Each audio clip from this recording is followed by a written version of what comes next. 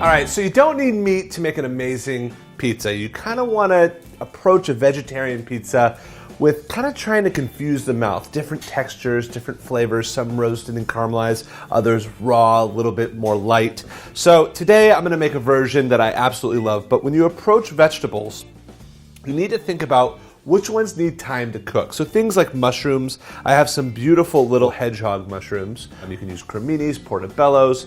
You kind of want to cook those ahead of time. There's so much moisture in mushrooms that you need to, kind of render that out. That goes for eggplants as well. Thicker vegetables, peppers you can roast off ahead of time, because again, you only have 7 minutes in the oven, so not enough time to really cook the vegetables through. Now, if you slice something really thin, like I have some Brussels sprouts here, or some zucchini, then it will have time to cook through. So you could shave some really thin mushrooms on the pizza, but again, it won't get cooked through as if doing it in a pan beforehand. So you really need to measure which ones need to be cooked ahead of time and which ones can just go raw right on the pizza. And the whole test about that is if you'll eat it in a salad, you can shave it raw on a pizza. If not, you need to cook it beforehand, then you need to add it after it's cooked.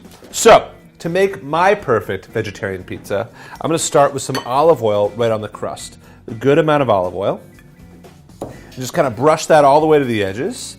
This really just helps the crust get nice and crispy, adds just another, little fattiness to the whole entire thing. Big pinch of kosher salt.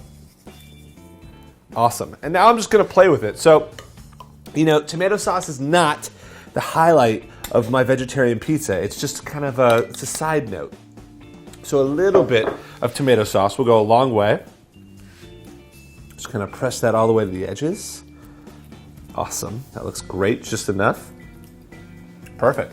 I've got some zucchini here, and these are kind of fun to kind of lay and let them kind of fall as they will, right? The more you kind of stick them up, the more the pizza will kind of brown them in the oven and kind of get those nice charred bits. It also looks absolutely beautiful. I have some, these are raw peppers, but again, I sliced them thin so they'll cook really quickly.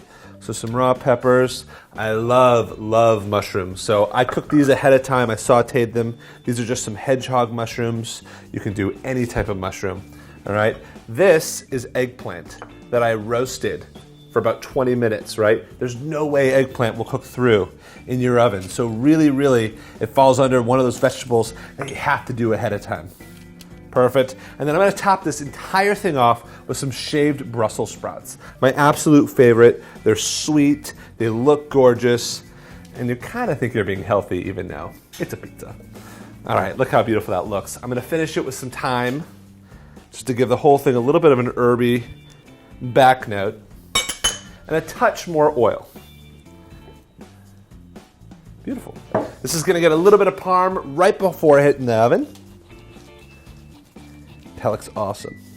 All right, so this is gonna go in the oven, 500 degrees, about 7 to 8 minutes. Take this whole thing and you're gonna slide the parchment right on the stone.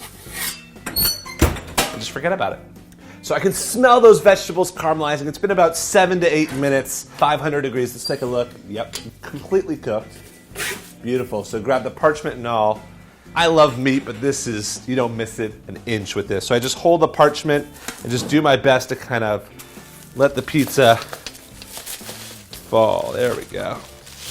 Right off. That looks great. So, like any great pizza, I'm gonna grab some really good olive oil, paint the outside crust just to give it a little bit of a sheen, a little more richness, get all that goodness on your hands. Beautiful. I grabbed some smoked salt just to kind of emulate being in a brick oven, which I love.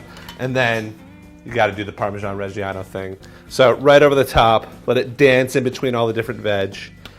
And if that doesn't make you hungry, I don't know what vegetable pie will.